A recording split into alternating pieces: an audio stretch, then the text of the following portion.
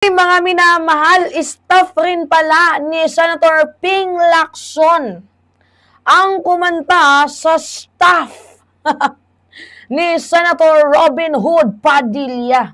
Pero feeling ko mukhang magsasalpukan ito si Ping at itong si Robin. Oo. Pero kung utak ang labanan, ay halata naman ang sagot na mukhang hindi uubra at mananalo si utol nating hudlom, si Binoy, dito kay Ping Lacson. But anyway, good job po sa staff ni Senator Ping Lacson na kumanta para sa ikabubuti ng ating bayan. Imagine that, oh. Gusto nyong illegalize ang MJ, pero hindi pa nga nalilegalize ang batas na yan, inunahan nyo na ang aatat ninyo.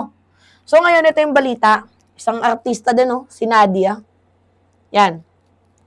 Nadia Montenegro pinangalanan sa ulat kaugnay ng umano'y MJUs sa Senado.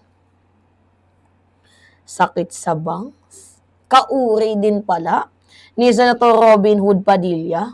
Or baka naman yung amo yung nagbigay? Matanong lang.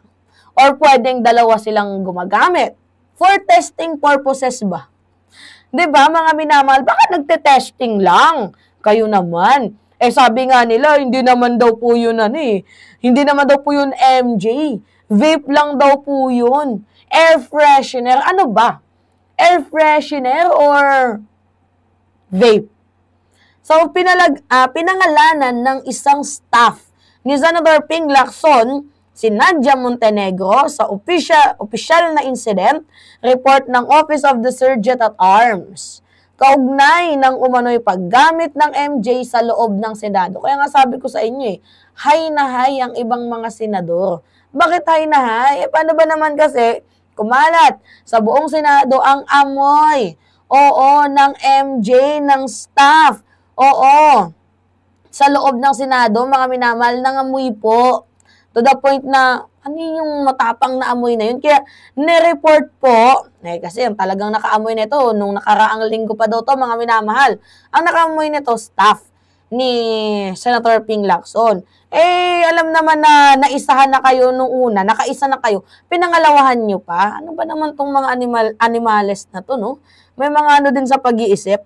So, sabi dito, ayon sa ulat ni Senate Security Officer Victor Patelo, 2 beses na itala ang insidente ng matapang 2 beses na itala ang insidente ng matapang at kakaibang amoy mula sa Ladies Comfort Room malapit sa opisina ng mga senador. Oo, which is kay Senator Robin Hood Padilla.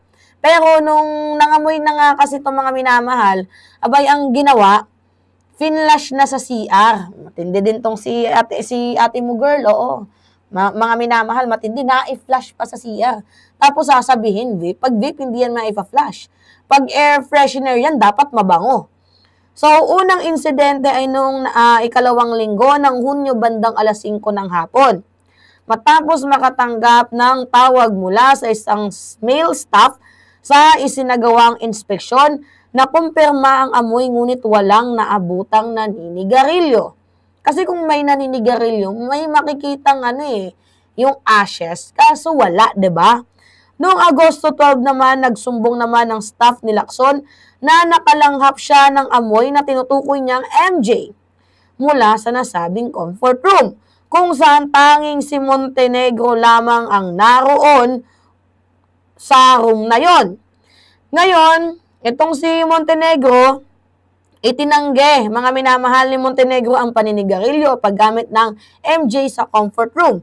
Ngunit inaming may vape sa kanyang bag na aniyay maaaring pinagmulan ng amoy. Wow, na-segue pa yung vape.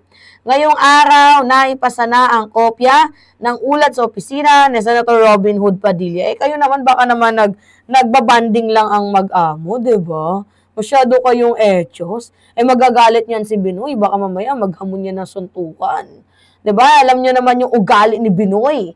Pag si Binoy ay nagalit, talaga nga namang, alam niyo, ito lang yung napansin ko laging high. Itong si Robin Padilla.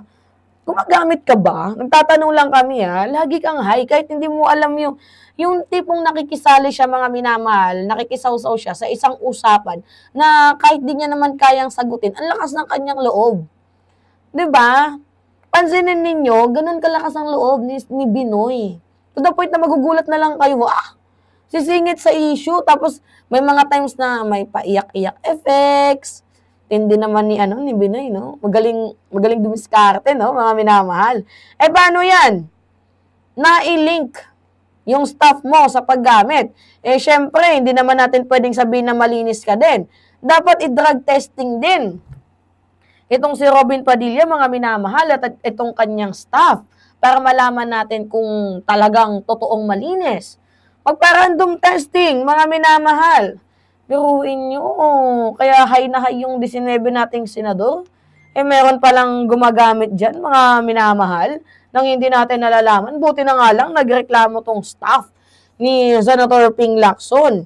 Yung urge pa naman ni Robin Padilla na illegalize ang MJ sa Pilipinas, mukhang mauudlot dahil dito sa pagkakamaling ginawa ng kanyang staff. 'Di ba?